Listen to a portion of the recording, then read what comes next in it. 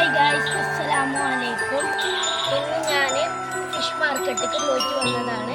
ഞങ്ങളുടെ നാട്ടിലാണുള്ളത് fish market. കുട്ടങ്കടക്കത്താണ്. താജ് ഫിഷ് മാർക്കറ്റ് എന്നാണ് പറയുന്നത്.